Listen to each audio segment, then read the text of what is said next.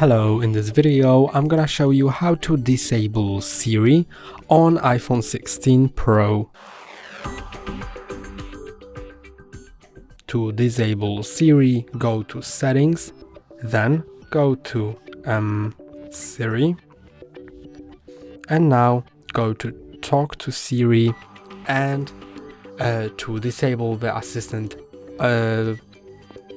completely, click on Off here, and also disable press say button for Siri, then tap on Stop using Siri, turn off Siri, and now whenever I press and hold on the button, it prompts me to maybe turn it on, but it doesn't open Siri automatically, and also when I say Hey Siri, it doesn't open Siri.